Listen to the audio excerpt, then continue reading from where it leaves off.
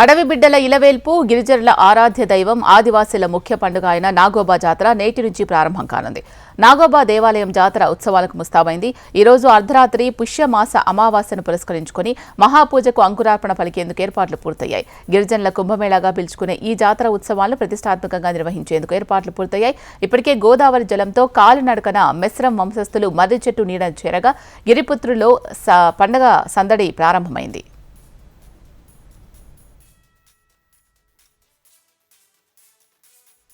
ప్రతి ఏటా పుష్యమి నెలవంక రెండో రోజున చకడా పేరిట నిర్వహించే ప్రచారంతో నాగోబా జాతర తొలి ఘట్టానికి అంకురార్పణ జరుగుతుంది. కడెం మండలంలోని గొడిసిరియాల పరిసర ప్రాంతాల్లో ప్రవహిస్తున్న పవిత్ర గోదావరి జలాన్ని కాలినడకన తీసుకుని వచ్చిన మిశ్ర వంశస్థులు కేస్లాపూర్కు చేరుకున్నారు. రాత్రి 10 గంటలకు మహాపూజతో జాతర ఉత్సవాలు ప్రారంభం కానున్నాయి. ఈ పవిత్ర జలాలతో నాగోబాను అభిషేకించనున్నారు. రాత్రంతా నాగదైవానికి మహాపూజ నిర్వహిస్తారు. నేటి నుంచి ఫిబ్రవరి 4వ తేదీ వరకు 8 రోజుల పాటు ఆదివాసీలు సంప్రదాయ ఆచార వ్యవహారాలతో అంగరంగ వైభవంగా జాతర సాగనుంది.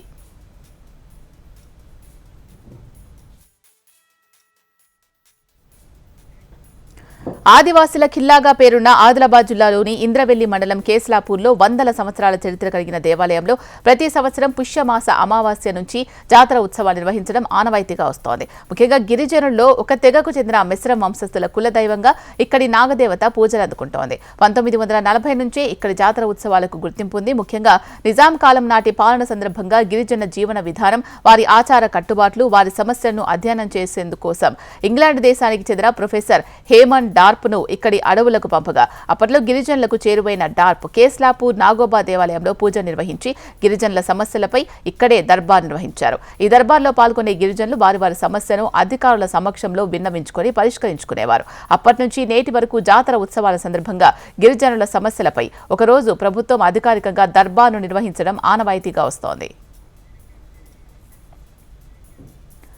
గిరిపుత్రుల కుంభమేళాగా పేరుగాంచిన నాగోబా జాతర ఉత్సవాలకు తెలంగాణతో పాటు కర్ణాటక, మహారాష్ట్ర, ఛత్తీస్గఢ్, మధ్యప్రదేశ్, యూపీ, బీహార్, ఆంధ్రప్రదేశ్ రాష్ట్రాలకు చెందిన వేలాది మంది గిరిజనులు హాజరు కానున్నారు. ఆసియా ఖండంలోనే గిరిజనులు జరిపే పండుగల్లో సమ్మక్క సారలమ్మ జాతర తర్వాత కేస్లాపూర్ నాగోబా జాతర 2వ స్థానంలో నిలుస్తుంది. నెల రోజుల ముందుగా ఆలయ ప్రాశస్త్యం ప్రకారం మెస్రం వంశానికి చెందిన గిరిజనులు కాలినడకన మట్టి కుండలతో వెళ్లి గోదావరి నీటిని తీసుకొచ్చి నాగదేవత విగ్రహానికి అభిషేకం చేయడం ఆనవాయితీ కాగా వీరికి మార్గం మధ్యంలోని గ్రామాల్లో ఇతర గిరిజన కుటుంబాలు వారికి స్వాగతం పలికి ప్రత్యేక పూజలు చేస్తారు.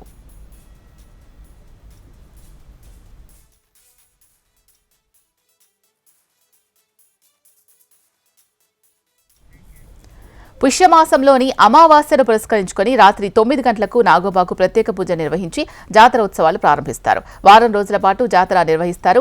మిశ్రం వంశస్థుల ఆచారం ప్రకారం మొదటి రోజు ఆలయంలో ప్రత్యేక పూజ నిర్వహించడం, మిశ్రం వంశానికి చెందిన కొత్త కోడళ్ల పరిచయ కార్యక్రమం, బేటంగ్ ఎర్రమట్టితో నాగుపాము పుట్టలు తయారు చేయడం, పిండి వంటకాల నైవేద్యాలు, కోళ్లను మేకలను బలి ఇవ్వడం లాంటి కార్యక్రమాలు చేపడతారు. గిరిజన యువకులకు క్రీడా పోటీలు, ప్రతిరోజు రాత్రి సాంస్కృతిక కార్యక్రమాలు ఈ 8 రోజుల పాటు నిర్వహిస్తారు. ఇప్పటికే జాతర వారం రోజుల ముందు నుండే గిరిజనుల రాక మొదలైన మొదటి రోజు రాత్రి కొత్త కోడలతో మిశ్రం వంశస్థులు నిర్వహించే పరిచయ కార్యక్రమం బేటన్కు ప్రాధాన్యతనిస్తారు.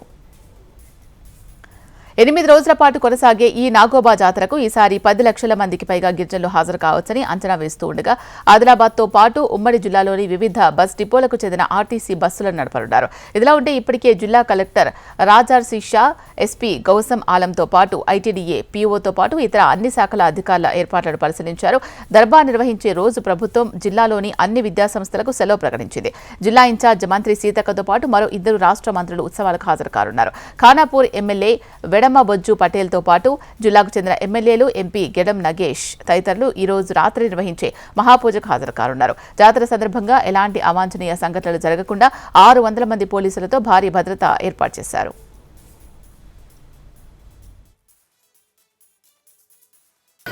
నా పేరు మిశ్రం తిరుపతి కుమార్, శ్రీ నాగోబా దేవుని కోత్వాల్, గ్రామం గుంజల, నార్నూర్ మండల్. మేము పుష్యమి నెలలో చంద్రుడు కనిపించిన దర్శనం చేసి 22 తెగాలం అన్న తమ్ములం కటోడా ప్రధాన అందరూ ఇక ఆ రోజు కాల్మొక్కినాము. మరియు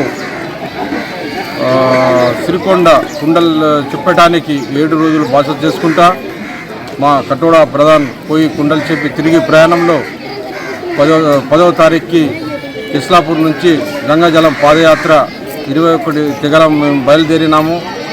అయితే కాళ్ళకు చెప్పులు లేకుండా గుట్టలు మెట్టలు నడుచుకుంటా చీమలు ఎట్లా పోతాయి ఆ చీమ మాదిరిగా లైన్ తోటి ఒకరి వెనుక ఒకడు పోయి 17 తారీఖున గంగాజలం అభిషేకం చేయడానికి సేకరించి తిరిగి ప్రయాణంలో దొడద చేరుకొని మరి దొడద నుంచి 23 తారీఖున వెళ్ళి ఒక బాస చేసి 24 తారీఖున ఇంద్రదేవి దగ్గర చేరుకున్నాం. అయితే ప్రత్యేకించి ఇక్కడ పూజ చేస్తామన్నట్టు, అంటే గంగాజలంతో అభిషేకం చేయం, పూజ చేసి మళ్ళీ ఈ గంగాజలం పట్టుకొని అందరూ కట్టుడ ప్రధాన అందరూ కలిసిమెలిసి బాజా భజంత్రీలతో సన్నాయిలతో ఎడ్ల బండిలు ఉంటాయి, మా సామాగ్రి ఉంటుంది. అయితే మా పిల్ల పాపలు అందరితోటి మేము ఇస్లాపూర్ చేరుకొని మర్రి చెట్టు కాడ 4 రోజులు బాస చేస్తాం. శ్రీ నాగోబా మహాపూజ 9 గంటల నుంచి పవిత్రమైన గంగాజలంతో అభిషేకం చేసి మేము ప్రారంభిస్తాం. అప్పటి నుంచి మా జాతర ప్రారంభం.